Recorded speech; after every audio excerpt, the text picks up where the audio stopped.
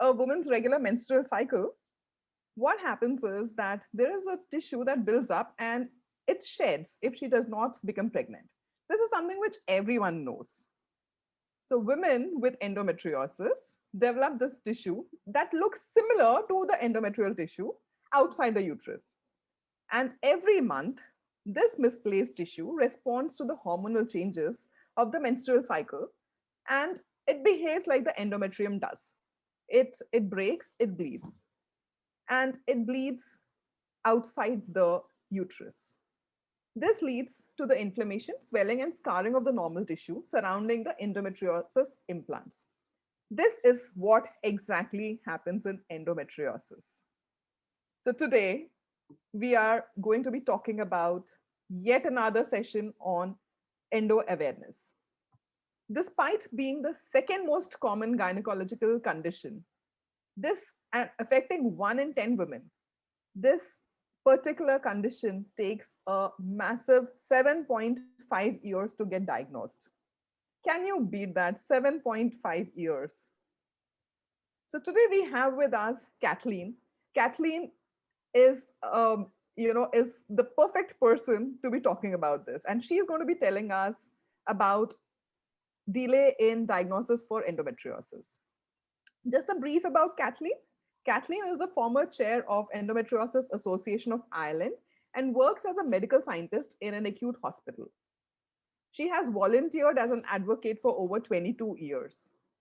She is a former member of the World Endometriosis Organization's steering committee and current member of the ESHRE Endometriosis Guidelines Review Group. She undertook research into the use of internet for those living with endometriosis and the impact it has on diagnosis and treatment.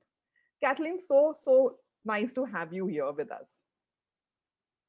Thanks, Dr. Shilpa. It's lovely to be here, and thank you to both yourself and Dr. Vermee for inviting me. Vimi, back here for another session. How does it feel? Yeah, we're back.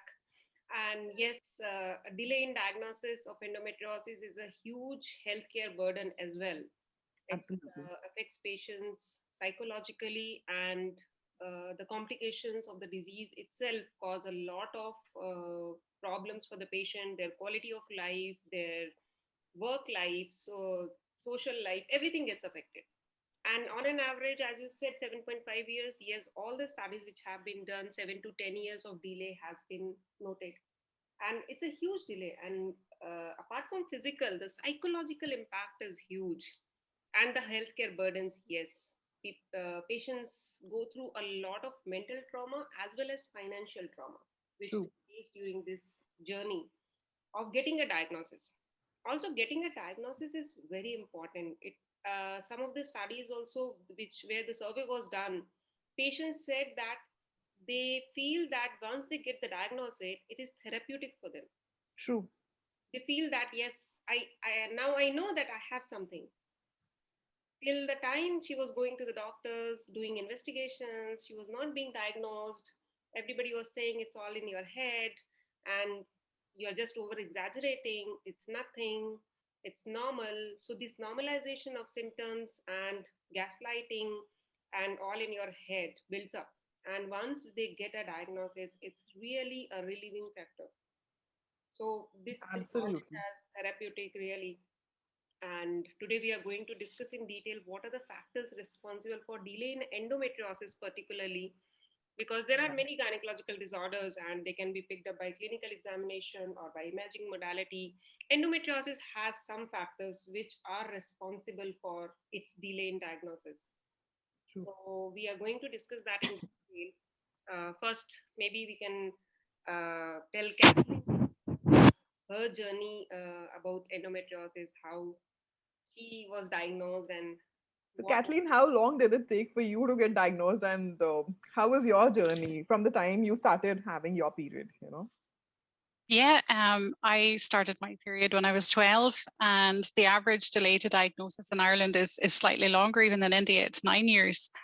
And when I was 12, and that's, let me see, 32 years ago, so I'm giving away my age, nobody had ever mentioned that periods were supposed to be painful or not painful, and I had massively heavy bleeding as well. And it took about 2 years before I realized that this wasn't right.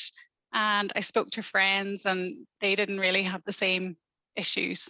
So I spoke to my GP and I didn't really feel that I got a hearing. It was just expected that I was looking to get out of school and looking to get out of household chores and helping at home.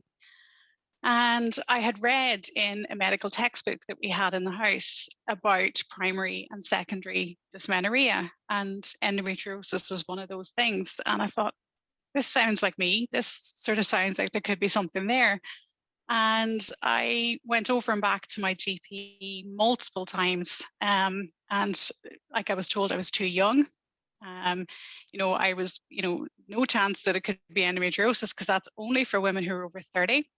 And even if it was something like that, don't worry about it until you want to have children. So this battle went on. And as I got a bit older and I started to read a bit more about it, I realized that, this is almost certainly what I had. We have to remember this is the time when we had no internet. And, I was relying on scraps of information I could get out of library books and that. So when I eventually trained, or was in my training year as a scientist, I was able to ask for private appointments at my own cost. And that there was a battle. The GP wasn't happy to refer me. She actually wrote on the letter to say that she didn't think there was anything wrong, that this was just me being me, over dramatic. So when I went into the gynecologist, he was fantastic. I had my big pain diary and I had, all my little notes and everything, and he had a look at it and he was like, oh, you have endometriosis, He says, we'll do your surgery and see how we get on. So about 2 or 3 weeks later, I had my surgery and he came around the curtain and he was like, 2 thumbs up. And it was like, we found it, it's in there. And he drew a little diagram with all the little spots everywhere. Now, unfortunately, at the time, there was no way he could actually remove any of the endometriosis. But as Vimy has said, the relief of having a name for the pain, having somebody believe you, having somebody validate all of that horrible emotion and just everything that had gone on for the years before that, you really felt like you felt like you were going crazy at times, where nobody cared. Everybody assumed that you were trying to get out of something, But it's like I would say to a lot of young women now, if you're missing school or college, there's something up. But if you're missing something like a family event, like say like a family wedding or christening or, something like that, that's a real red flag. You don't miss these things willingly. So yeah, it was a struggle. It was 9 years of fighting with people. And I think I lost count of doctors. I think I've probably seen about maybe 9 or 10 different doctors in that time. So yeah, it was tricky. It's crazy. It's crazy. It took me 25 years to get diagnosed. Oh, stop. Oh, I don't feel so bad.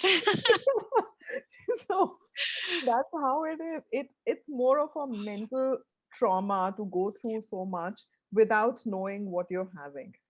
Because you're going through something and the doctors just don't believe you. Because your sonography reports come normal. Yep. Your blood reports come normal. Everything looks normal. You look healthy. Yeah. So I think there's a big gap between the diagnosis, the people believing you, and what you are going through. Absolutely. And people who don't have it will never understand what a person is going through. No, that's one of the things, isn't it? It's you really have to have walked in the shoes to feel this. It's so hard to describe, and we can, we've lots of people who empathize, which is brilliant, but that level of being pushed down, being ignored, on top of the pain, is just something else. True. So Kathleen, how is it? I mean, obviously I have been through it, but tell our audience, how is it to be living with a condition like endometriosis and adenomyosis? Yeah, for me, my most major symptom was pain and the heavy bleeding, and that went on for such a long time. I was very fortunate that I was able to travel to the UK to have the Marina IUD fitted, which helped with the heavy bleeding. And unfortunately, they couldn't fit it in my local hospital due to cultural issues and religious issues. Okay. So even that extra burden of having to travel was quite difficult at the time. But I always sort of credit it with sort of saving my life. It stopped the bleeding to the point where the anemia was not happening anymore. I wasn't sort of passing out with that level of bleeding. Now, it didn't help the pain, but it allowed me then to sort of try and build myself up a little bit and try and fight the pain. So over the years, then, I suppose the symptoms started to pile up as the pain became more progressive. It wasn't just really restricted to mid-cycle and menstruation itself. It ended up then becoming a lot more chronic, a lot more severe. Pain for me was always right-sided, travels down into my leg.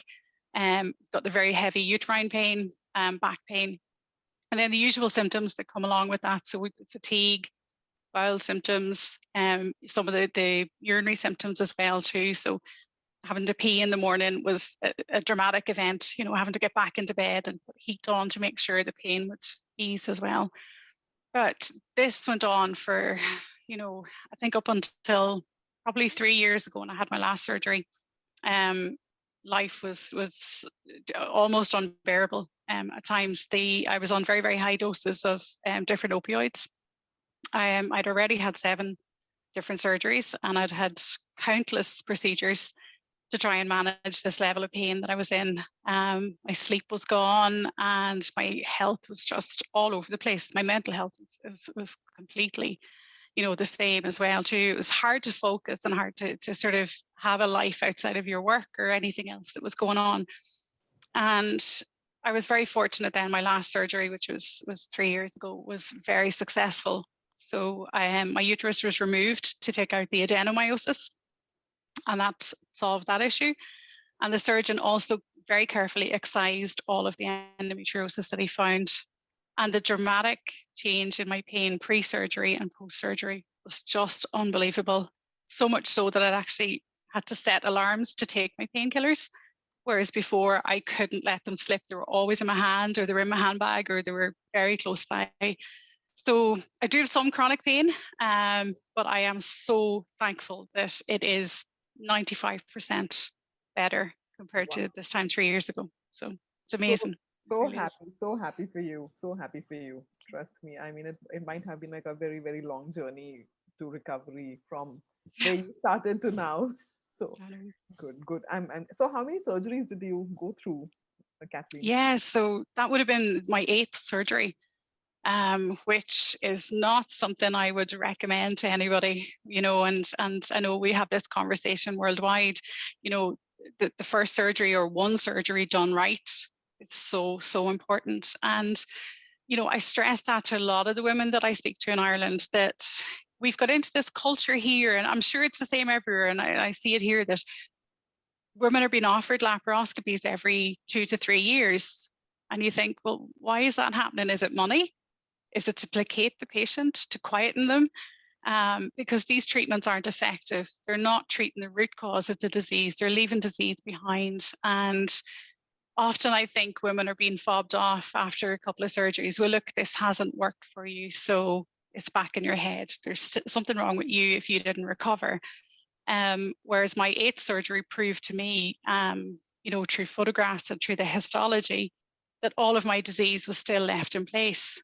And you could see the evidence where tissue had been ablated at the top and endometriosis trapped underneath, and a lot of endometriosis that had never, ever been removed. So I think, again, researching your surgeon, finding somebody who will work with you, finding somebody who understands is so important. Absolutely. Many of the patients, they do the surgery and come back after 4 months or 5 months that my pain is still there, and our sonologist usually maps all the lesion, and some lesions are still there. So they ask us, "Ki, doctor, is this has come again? It's a recurrence." So basically, there is a difference in recurrence and residual disease. True. So most of these endometriosis patients have residual disease. Residual disease. The Yeah. de novo recurrence is very, very rare if the complete excision is done. Yesterday only, I had a patient for whom we did surgery 6 months back. So usually after 3 months or 4 months, we do their repeat scan to make out, to check any lesions are still there, what we mapped pre-surgery. She came after 6 months because of COVID. and there was no lesion. So I told her, now if you get endometriosis, that I will call as recurrence. So this is residual. There is no specific definition for recurrence of endometriosis until unless there is a standard of care or everybody practices excision surgery, True. or they make sure that they have removed everything. The problem is also that a lot of people don't know about it. Yes, they don't know about No, it. they don't know. The doctor says a surgery. It's as simple as that. They don't tell the patient it's going to be an ablation or an excision in the first place. So the patient also does not know. I won't blame them. The doctors also don't know. That's what I'm saying. It's a lack of knowledge that's there The generally, medical you know. teaching was like that. Yeah. The medical school, they never told us that what endometriosis, how it should be treated. Chocolate cyst only we learned, and never learned about excision. This once we came to practice and we read through the papers and we came across some of the experienced doctors like Dr. David Redwine or Horace Raymond when they are practicing, it is making a difference. So we started when we came to practice. We were never taught in our medical school. Absolutely. So that's the Absolutely. reason they never offer. And I was just mentioning to Kathleen ki if we teach the doctors, this is also difficult because True. they have been taught like that in the medical school. So There has to be a unless we change have, right from the medical school curriculum, you know. And unless we have fair randomized controlled trials with evidence, we can't tell every doctor that this should be practiced. But yes, this has shown a very good results. Excision is the gold standard right now. Ablation should not be done. First surgery should be the best one. yeah, Then we can make a difference to endometriosis patients' lives. Otherwise, it's difficult. true. Vimi, now that we have, we were talking about adenomyosis, what exactly is the difference between endometriosis and adenomyosis? I mean, if the viewers would probably want to know that, We medical have discussed this terminology. many times, but again, for our new viewers, Yeah. I just brief it.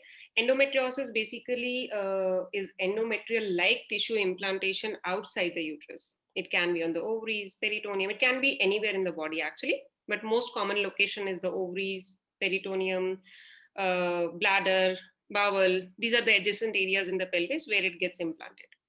It makes its own hormones. It is not dependent on the ovarian hormones. That's why the hormonal treatment does not work for endometriotic implants.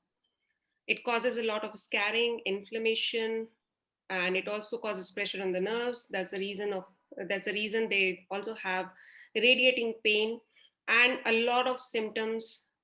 Most common are pelvic pain and infertility, but they have bladder symptoms, bowel symptoms, fatigue, depression.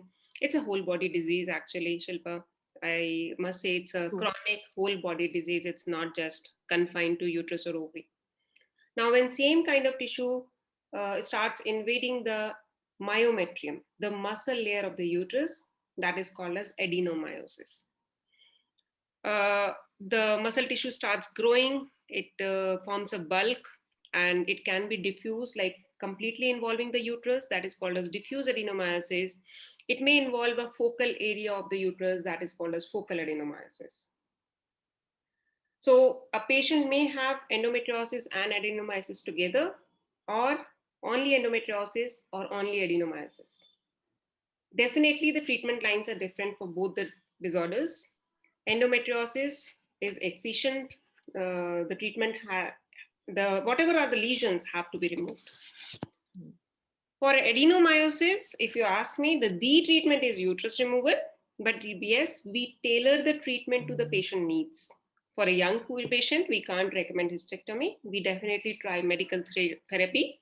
If it does not work, we change the line of treatment. There is a device called as Mirena or intrauterine device. And finally, last option is the hysterectomy if nothing works out. As last session, we also discussed, Shilpa, that hysterectomy does not cure endometriosis. That's right. You remove the disease, not the organ.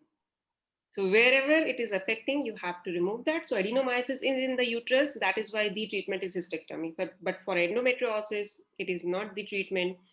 As Kathleen had endometriosis and adenomyosis both, she was offered hysterectomy as well as excision of the lesions. So do not confuse both of the lesions. Yes, they may coexist and your treatment may be tailored to your needs and your symptoms. Absolutely. Makes sense. So, Kathleen, how important do you think is it for the patient to get an early diagnosis? Oh, I think it's very important. I think we see over time, where patients have been left for a number of years, and like yourself, they're up to 25. And I've seen it myself in Ireland, 30 years waiting on a diagnosis. The mental health impact is huge. The societal impact is huge. Women are become less, involved in, their family life. They become less involved in their study and work and all of that.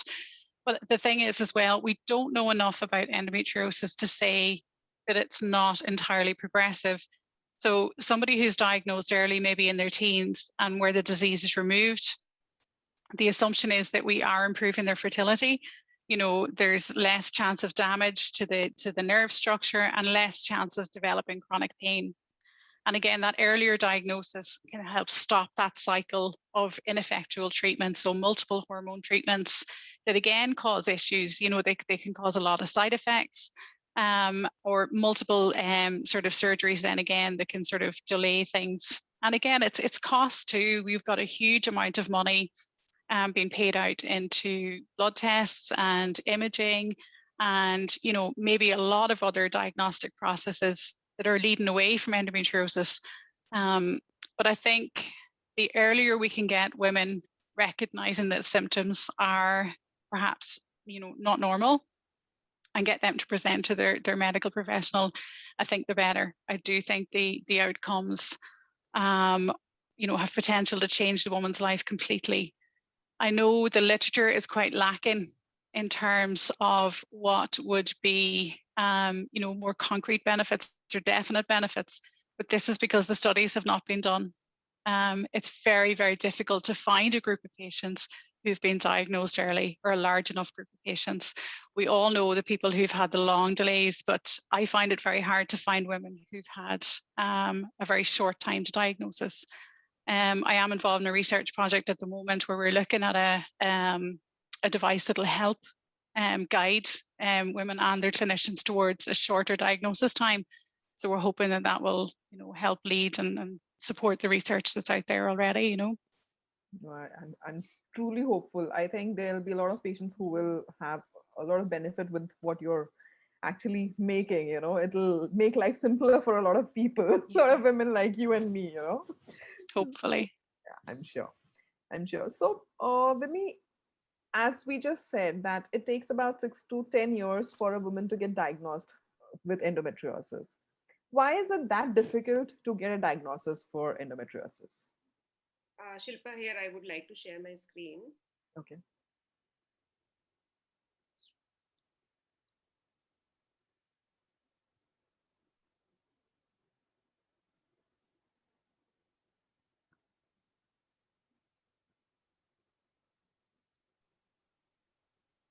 You can see my screen?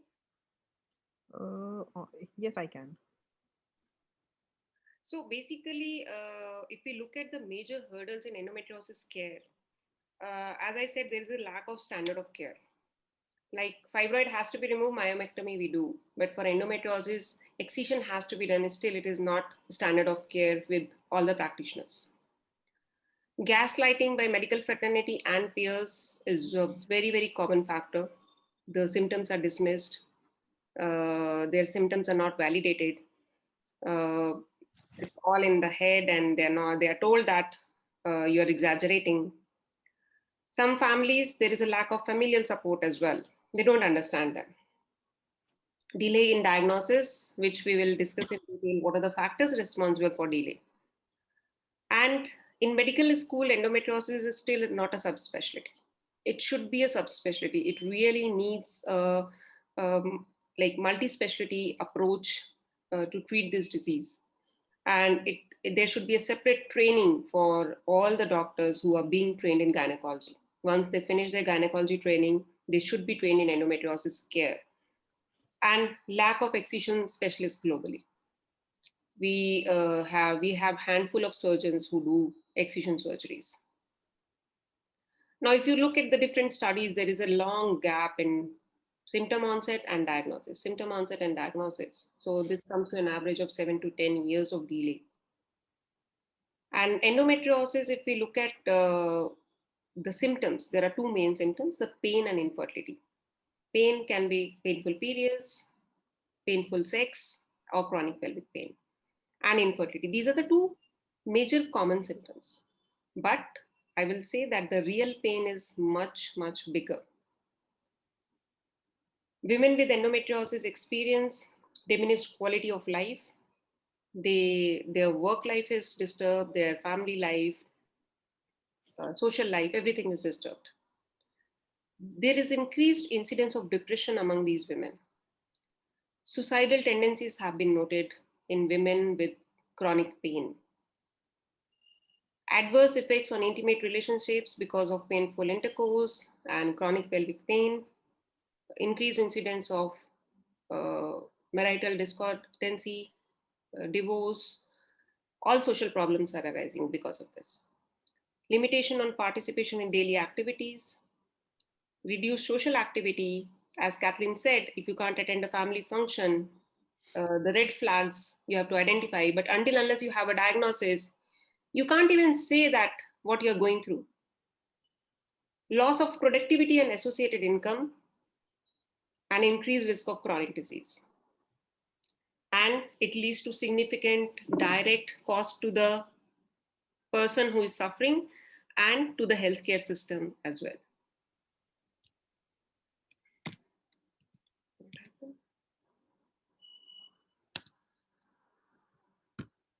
Now, if we look at the factors responsible for barriers to endometriosis care, why it gets delayed, there are 4 factors. That is factors related to disease, patient factors, physician-related factors, and organizational factors. If we discuss the disease, there are no real biomarkers or no definitive test to diagnose endometriosis. As Shilpa said, all the tests came normal. She was never diagnosed. There is no marker for endometriosis. There is a marker for the CA125 that is not diagnostic of endometriosis. The levels may be elevated in endometriosis, and it also does not indicate that it is cancerous. Many patients are advised CA125. It is slightly elevated or beyond the normal range, and they get afraid that what has happened to me. There are pitfalls of ultrasound and imaging modalities. We cannot pick up all the lesions. But believe me, if a trained person do ultrasound for endometriosis patients, they can pick up a lot of lesions. Any deep infiltrating endometriosis where the invasion is more than 5 millimeter, they should pick up on ultrasound with a good machine and a good observer. Definitive diagnosis is only by laparoscopy and histology. So that is also one of the drawback of this disease, that only surgery has to be done and then only we get a diagnosis. And there is a poor correlation between disease severity and staging. Now, if you look at these lesions on the right picture, these are very superficial lesions. It's a peritoneal endometriosis. This cannot be picked up on ultrasound. So these patients keep on suffering for years together without having a diagnosis. Ultrasound can pick up endometriosis cyst, deep infiltrating endometriosis, but most of the scan reports which are done outside, what we receive is only a endometriotic cyst. They do not mention the DIE lesions. So if they are trained well, even a sonologist can pick up these DIE lesions, and the complete mapping can be done, whether they are on the ureter or bowel.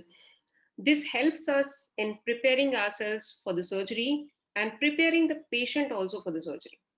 Now, if a patient has a deep infiltrating nodule on the bowel, I have to discuss with her. She may need bowel shaving or a discoid excision or segmental resection and anastomosis. These surgeries do carry a lot of morbidity, and there should be a multi-specialty team available to handle those. So these are the things which we are still lacking. In our team, we usually schedule the patient for surgery after a proper scanning and proper counseling. So these are the pitfalls for ultrasound where we can't pick up early lesions. We also have patients where we operate them and they have only peritoneal disease. There is no endometriotic cyst, there is no DI lesions, and they are in severe pain.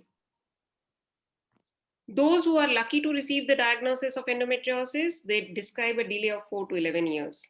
And I already mentioned that these women felt a sense of relief in receiving the diagnosis, and they said it is therapeutic. Because all these years they were thinking, what's going on with my body? Is it cancer or something which may lead to, like, what should I say? It may be a cause of death as well. They're not sure, and they're not being validated. Nobody is accepting that she's going through something. A 10-year delay from symptoms to diagnosis, with 70% reporting symptoms before age 20. As Kathleen said, her symptoms started at 12 years, and she was told, you are too young to have endometriosis. Endometriosis does not affect women under 30 years of age.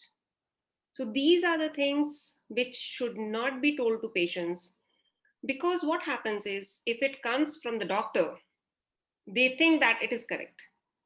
So this is called as normalization of symptoms, where we tell them pain is normal, it happens. Once you have a child or you become pregnant, it may go away. So these are the myths which are going on for the years together in almost all the societies. So these have to be eradicated actually, so that a better quality of life can be expected for endometriosis patients. Those who have symptoms at a young age have a delay in diagnosis compared with those first symptoms having at an older age. And I think Shilpa and Kathleen will agree with me. Completely.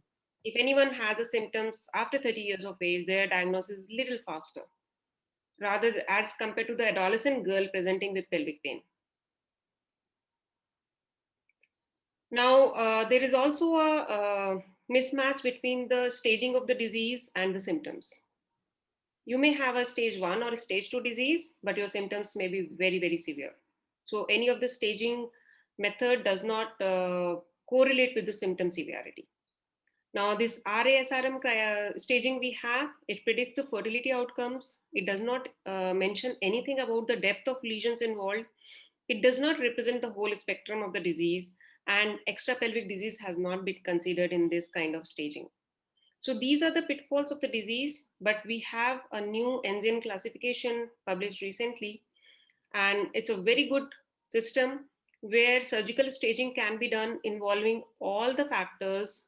It also includes the peritoneal disease, the extrapelvic disease. So at least there can be a standardization of care, like when I operated, what was the stage of the disease, or if that patient needs another surgery, what stage she is on laparoscopy. So there is a huge mismatch in symptoms and staging of the disease. If we come to the patient-centered causes, patients don't come out and say all the time all these symptoms and talk about it much because of the embarrassment. They have been tolerating it for years, and they have been told that this is normal. And once a gynecologist tells them it is normal, they believe them, because a gynecologist has told that they have validated, yes, this is normal, and every girl goes through it. There is a lot of stigma around talking about periods. Taboos are there. This is a hush hush topic, so they don't want to talk about it much. And they are not certain what is normal and what is abnormal. So I must tell all our viewers, if you have cramps, you take normal analgesics, it comes down, you can carry on your routine activities, that is normal. But if anything where you cannot do your routine activities, your quality of life is hampered, you skip your school, you skip your work, analgesics are not working for your pain, you're using hot water bags, definitely it is not normal. And it has to be addressed, and it could be endometriosis. So patient causes mostly are arising because of the physician led causes actually. Because if we don't tell them that it is normal, rather than we listen to them and validate their symptoms, it will help them more. The physician causes are, there's an endless list. The medical school teaching, as I already mentioned, that there is no endometriosis subspecialty and it is not being taught. There should be a change in the teaching patterns. Also, if they can incorporate in the schools, as Kathleen said, she had read somewhere about painful periods and not painful periods. So in the school only, when they talk about menstruation, they should talk about painful periods also, rather than in the post-graduation. Normalization of symptoms, I already mentioned about it, telling them that it is normal. Painful periods are normal. For an adolescent girl, if you tell her that it is normal, you can understand a teenage girl what psychological impact it will have on her life. She starts thinking all her classmates can handle this pain. I'm the only one who can't handle it. So there is something wrong with me. So this should not happen. Misdiagnosis, gaslighting, reliance on inadequate diagnostic test. CA125 is not a marker. Negative ultrasound or negative imaging does not mean patient does not have endometriosis. Reluctance to advise surgery. Some of the doctors say, you wait till you get married, you wait till you become pregnant. Why there is so much of reluctance? Why there is so much of inertia to offer a surgery? If we talk about the Indian population, definitely the families are involved and they really don't want to get their daughters operated on ovaries and anything related to uterus and ovary. It's a huge drawback, and we are trying to counsel our patients that this is not correct and it leads to huge damage to her organs. So that reluctance is from the doctor's side as well. They don't want to advise. So that should not happen. They are heavily dependent on medical therapy. We as excision surgeon believe that all medical therapies are pharma driven, and they really do not, they might reduce your symptoms, but they will not remove the disease. So this will not go away if you take medicines. And the clinical guidelines, they do not provide consistent approach at all. Misdiagnosis, as I said, many of these patients are diagnosed with, 2/3 of women are misdiagnosed actually. Half of them have already met 5 to 6 doctors. As Kathleen said, she met 10 doctors. Shilpa already met so many doctors, and that's really true. And I think I had most of the diagnosis in this. Yeah, all of these you had, right? PCOS, IBS, fatigue, period pain, normal, depression, stress, anxiety, everything they'll be diagnosed other than endometriosis. True. Patients sometimes describe taking a grand round of a specialist. They keep sending them to different doctors. The GP sends to gynecologist says it's nothing, it's normal, get married, have your baby, it will be fine. She keeps going to endocrinologist because they say you have PCOS. They have body pains, joint pains, so rheumatologist is a must. Neurophysician because they have radiating pain. Orthopedician because bone pain. And IBS is the most common symptom, and gastroenterologist has to be there. So all these specialties, they are doing rounds. So a gynecologist can only solve their problem. We are the one who has to guide other specialties. So when we operate on an endometriosis patients, we are always there, even if she has a thoracic endometriosis or a diaphragmatic endometriosis. So they don't identify the lesions. It is the gynecologist who has to identify. So if we can identify and excise those lesions. Yesterday only I had a case. She had subdiaphragmatic lesions on either side of the falciform, and we were not aware of it. So thanks to our team, we had everyone there. And because we could identify the lesions, we excised at the same sitting. Otherwise, that patient would have landed with shoulder pain and other symptoms maybe after some time. Gaslighting, it's very prevalent. It is basically manipulating someone by psychological means into doubting their own sanity. So this is what is gaslighting, and endometriosis. It's very, very common. I think every other patient is gaslighted. It sounds like, why you are so defensive, you are so sensitive, it's all in your head, you are overreacting, you need help, you're pathetic, you can't bear this. I never said that, that never happened. So many things they are being told. Coming to the last but not the least is the most important factor, which is responsible, because if you have to teach all the doctors, organizations are the one which can help us. We as individuals can't reach to all the practitioners. So organizational factors, there is a considerable void in clinical guidelines to direct clinicians regarding appropriate investigation and appropriate modality and the treatment. There is a diversity in symptoms. Some patients may have only fatigue as a symptom. They may not have any pelvic pain. But yes, that suspicion to diagnose should be there. Existing recommendation advocate delay in surgery. There are some of the guidelines which say if your chocolate cyst or endometrioma is less than 3 centimeter, wait for the women to complete her fertility or the family, then you go for the surgery. How it is justified? The surgical treatment or any treatment in endometriosis has to be tailored to patient needs. If patient is in pain, what it has to do with her pregnancies? We are not treating patient as an individual. That is the problem which is creating this gap in care. We are treating them as having an endometriosis, or she has to become or bear a child. So that is, I feel that is secondary. First, we have to look at her symptoms. If she has pain, even the cyst is less than 3 centimeter, or if she has a single peritoneal lesion, that has to be removed. Yes, we are lacking in randomized controlled trials, which can give us some evidence-based guidelines. And existing recommendations are too confusing for general practitioners. They don't give them standard protocols, or they don't give them. Still, ablation is mentioned in all the guidelines and all the textbooks. So if that can be changed, then only we will have a huge change in the standard of care. Until unless that is done, it's a long road ahead. And guidelines, as I already said, that there is a lot of gaps in the guidelines, what they recommend and what they, even medical therapy, GnRH therapy, they say you give the GnRH therapy, if her symptoms sometimes subsides, you diagnose her as endometriosis. So these are the things which need change. I think I was clear in the factors. Absolutely. Absolutely. Um, so more than anything else, the perspective has to change. The physicians, the sonologists have to see. They, as we always say, your eyes see what your mind wants to see. Till the time you don't really want to see an endometriosis there, you will never ever see it. And it affects 1 in 10 women, which is like a big number.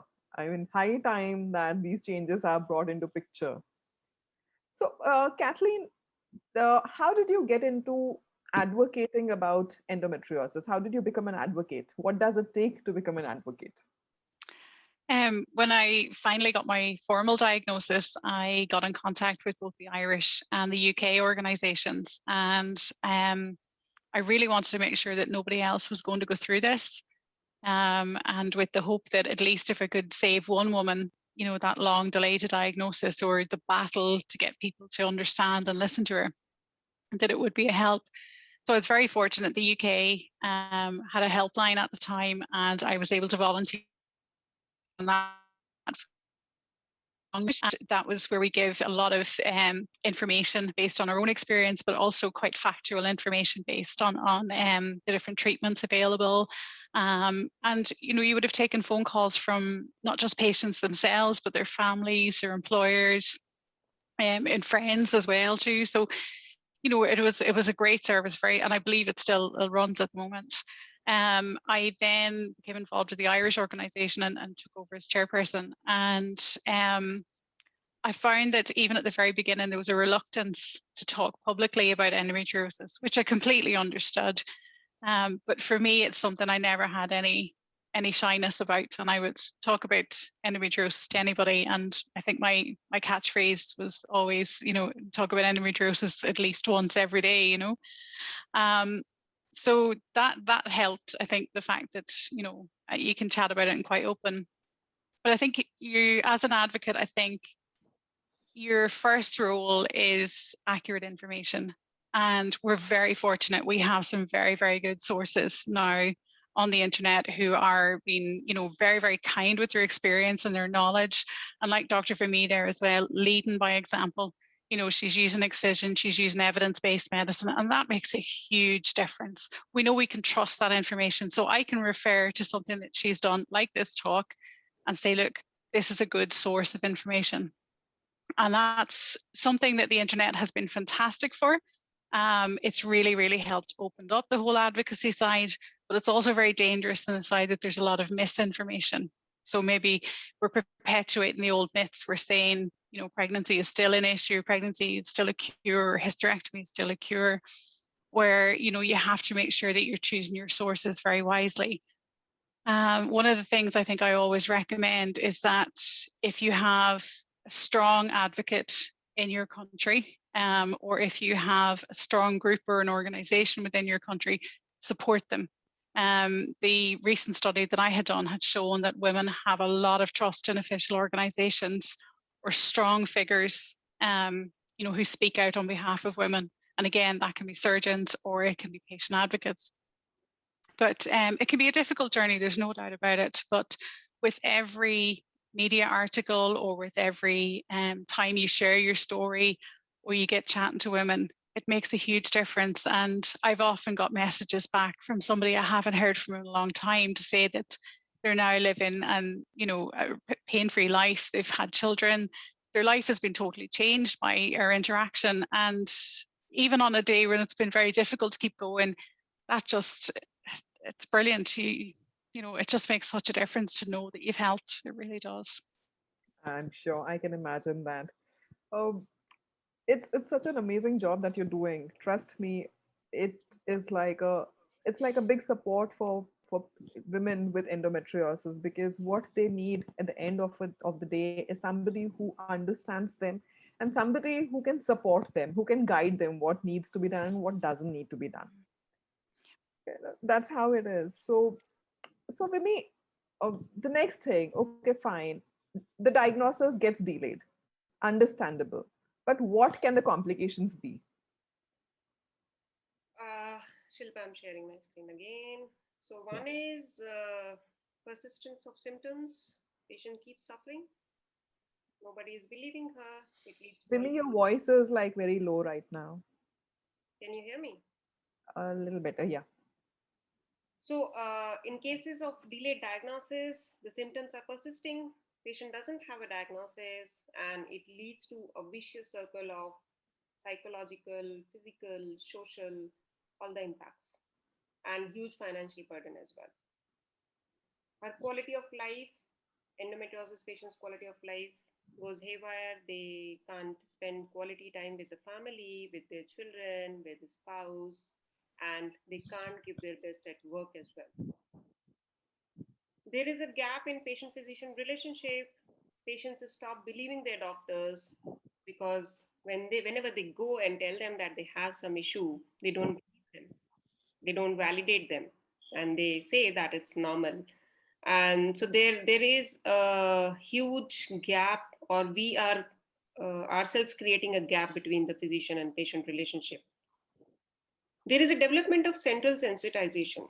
Now, central sensitization is a phenomena where once the patient's symptoms, especially of pain, they are dismissed, they become their threshold becomes very, very low. So they may have pain at any site of the body, and with a very, very low threshold, their reaction to pain will be different. They react differently to all the situations. So these are the common things which can happen, which are hugely ignored. Now, what can be seen is the progression of disease, which may cause adhesions, interfere with fertility potential, and organ damage. This we fear because what happens is somebody has an endometrioma or a chocolate cyst. Even if she does not have pain and her diagnosis is delayed, she might lose her ovarian reserve. The fertility is compromised. She may not be able to conceive because her ovarian reserve may be very, very low, or the quality of eggs may be very less. So, and progression of the disease can lead to damage of the organs. Like somebody has a ureteric endometriosis, it can cause ureteric obstruction, leading to renal damage as well. Intestinal obstruction, it may be subacute or acute. Because it's a chronic disease, it keeps on growing. It might invade the lumen of the bowel, and they may get obstructive symptoms. These are the most common ones which I'm describing. Can you hear me? So these are the most common ones. Yeah, These can are the hear you. most common complications which I'm describing. But the first four which I mentioned, they make more impact on the patient's life. What I am talking about is more of surgical and clinical based. So both happen simultaneously, and it leads them nowhere. If somebody has a renal damage or a complete obstruction of the bowel, you can imagine with what trauma they'll go through. They also have low ovarian reserves with delayed diagnosis. They may need donor eggs. They may have to go through IVF. So if we address this disease early and in a best possible way, we can improve their quality of life. We can give them a good ovarian reserve, or there's some hope in the later future that they can conceive as well. So delay in diagnosis has a huge impact on their lives, and there has to be a full stop where we can remove these gaps where we are lacking, or again, I'm coming to that standard of care should be there, which we can serve to these endometriosis patients. Makes sense. So, what can a healthcare professional do to reduce the suffering of these women? One is we need to change the focus. We have to change the focus from lesion to the patient. The care has to be patient centric. Endometriosis patient care has to be the surgery or the treatment, anything has to be tailored to their needs. It's not one size does not fit all, we say, for endometriosis. Shifting focus from individualized care to multidisciplinary specialized care for endometriosis. I am a gynecologist, endometriosis is my domain, I will handle it, but we don't want any surprises during surgery. True. You have a chocolate cyst, but you might have a bowel endometriosis. As I said, we just dealt with a diaphragmatic endometriosis. We should be prepared for that. We should not leave the patient in lurches and tell her that you might need another surgery because we didn't have the specialized care that time. We didn't have a cardiothoracic surgeon that time. We didn't have a urologist available. So that multidisciplinary specialized care is very important for endometriosis patients. And as we always say, it's a whole body disease. It should be addressed like that. And it should be treated by multidisciplinary team where a gynecologist should lead the team because they can identify the lesions and they understand endometriosis better. True. Listening to the patient is very, very important to avoid the delays. When they say there is pain, believe them, listen to them, and evaluate them properly. So, if we look at the data, it is a fact that after asking patients to express their concerns, physicians were able to listen to patient story for a median of 18 to 23 seconds and they interrupt. So, no, it's true, Shilpa. Then, That's a fact. Yeah, and I know. these endometriosis patients, they come with 6 to 7 files from different doctors, and I just let them speak. Just they keep talking that I went this time, I had 6 months back, this happened, 1 year back, this happened. We don't interrupt. She just, and after half an hour, she takes a sigh. Oh, this is the first time somebody listened to me. This is the expression we get. And half of their problems get sorted out, believe me. So listening to patient is very, very important. Careful analysis of chronic pelvic pain symptom characteristic is useful in the diagnosis and therapeutic management. More emphasis on research and RCTs, randomized controlled trials, and there should be change in the guidelines. So if these changes are incorporated, definitely we can bring in a change because endometriosis is a multi-organ disease. Primary care physician and gynecologists need to fully appreciate the non-gynec manifestation of this disease. There can be just IBS symptoms, nothing else, but it can be endometriosis. Eliminate the fundamental misconceptions and gaps in knowledge regarding the disease. Get the right information. Care providers must consider limitations of imaging modalities before dismissing the patient's symptoms. Patient said, I have symptoms. but your ultrasounds are negative, MRI is negative, so nothing is there.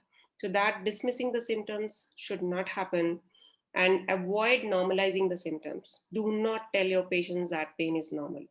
Painful periods are not normal. We have been telling everyone, we have been telling adolescent girls. So, mild cramps, pain is okay, but any debilitating pain which interferes with your routine activities is not normal. If all of us can adopt this approach, I think we'll be good to go to manage our endometriosis patients, where we have a multi-specialty team and there are patient advocates, patients are being guided, and there is a continuous training and teaching. So this is how endometriosis care should be. Then we can bring in the change. And I'm really thankful to my team. They are incredible. I serve endometriosis patients because they are at my back. Without them, it's very difficult to handle endo patients, and they don't get the adequate care if we don't have a multi specialty team. True. That's so lovely. I mean, I really hope that patients get enough care and early diagnosis. Kathleen, my next question is, so what steps do you think will bring a change in the attitude in general towards endo patients? I think we can see from Vimi's slides there, there's a huge amount of work and the medical side. There's also a societal change that needs to happen. I think education at a very young age is very important. We need to get it across to young women and to young boys as well when at school that this particular type of pain is not normal, or these symptoms may warrant further investigation. We also need to let families know that, that there could be a cause for this. This is not necessarily, somebody wanting to skip school or to avoid chores or whatever it is. So there's a societal education, there's an individual education and a medical education. I think all three probably need to happen together. But I think the start of that and where we can start, I suppose, as women living with the condition is that, we can take charge. We can see ourselves as head of the healthcare team. We can become good self-managers. We can make sure that when we go to appointments, with our doctors, that we have our summary of our symptoms or summary of our treatments, have all of that ready. Go in with your list of questions prepared, go in with any research that you have done and make sure that it's from a reliable source. You can always then as well to speak to different advocates and different groups about a particular treatment that you might be investigating. So I think there's a lot we can do for ourselves as individuals, and this also has a knock-on effect for other women as well. So the next patient that doctor will see, he might be able to carry some of our strength and our information forward to the next patient. And I think that's very important. I think, it's a very, very long journey, and endometriosis is not a new disease. We've it's been around for probably as long as we have ourselves. But we have to find new ways to manage it. We have to find new ways to bring that education to people. And there's so many different ways of doing that. We need to use all of our strengths. And I think working together globally between clinicians, patients, educators, family groups, societal groups, I think that's the way forward for it. Absolutely. So what I also feel that having the right diagnosis at the right time actually enables the women to receive a correct treatment, saving women from so many years of constant pain, and it also helps with them to actually live a quality life, stay in work, stay in a social, a good social condition, and also make choices about their fertility issues, informed choices. If they're diagnosed with something like endometriosis and they think that it is something which will affect their fertility, since endometriosis does increase the risk of infertility. So I think early diagnosis would be very helpful, generally. So, any parting words for our viewers, Kathleen?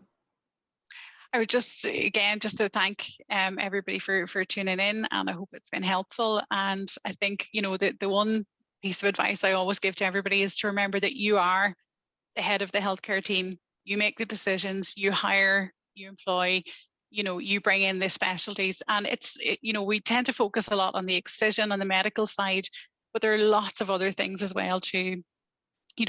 Maintaining your social friendships, your family links, trying to continue on with things that you enjoy doing.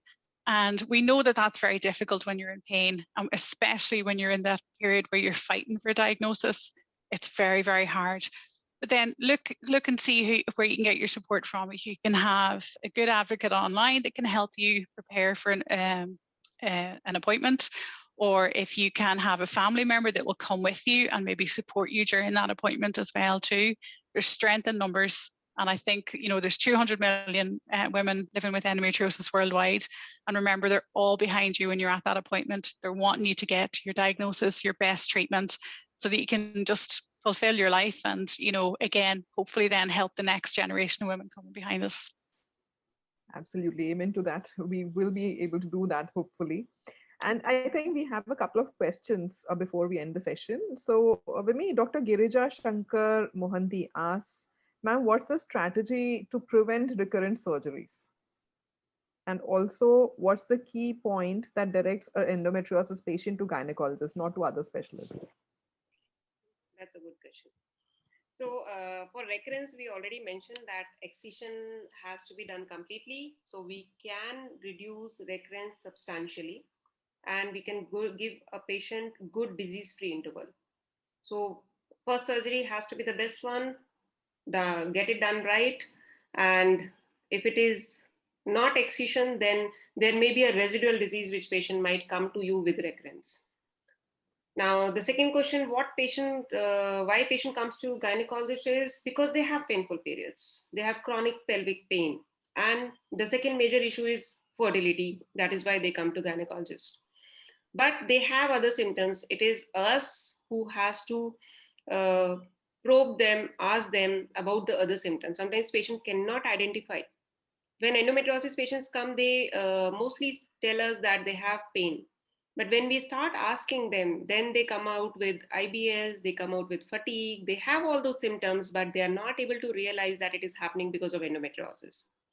So if you have complete knowledge of endometriosis, you are going to ask all these questions to your patients, that what others associated symptoms she has. Some of the patients will come on their own if they're educated enough and they understand their body well and they have read about it, they can make out that this is because of endometriosis. But there is a set of population where we have to ask them these associated symptoms and we have to come to a diagnosis. Makes sense. Inayat asks, how long can a woman have endometriosis without knowing? Without knowing. So endometriosis, as I said, there is no correlation between symptom and the disease severity. There is a percentage of patients where they don't have any symptoms at all. And when they are looking for fertility or pregnancy, they come for the first checkup and they may have a stage 4 endometriosis as well. So this is a set of patients where the symptoms are not prominent and they do not have pain or any other symptoms, but they have endometriosis. So these patients, it may go undiagnosed till they visit the doctor. But what we are discussing, delay in diagnosis, is these patients do have symptoms and they are visiting the doctors and they're not being diagnosed. Sure. There is a difference in the presentation of the patients where delay in diagnosis, or it may go undiagnosed in some cases as well. Perfect. Hope you were able to answer to the questions which were there. In case you have any other doubts, anyone has any doubts, any questions, you can put it on the comment section. We will get back with the answers. So thank you, Kathleen, for being with us. It was like a pleasure having you over, and it was extremely informative. And Vimi, thanks again. It's always like a pleasure hosting a show with you. Thank you, Kathleen. Thank you so much for joining us. And Shilpa, you're the best moderator we have. Thank you. It's great. Thank you both. A fantastic session. And again, hats off to Shilpa. You've herded us up nicely. Thanks, Kathleen. And thanks to all our viewers. Thanks for being with us. And thanks to everyone who's going to catch us later. Thank you and have a lovely evening ahead. Bye-bye. Take care.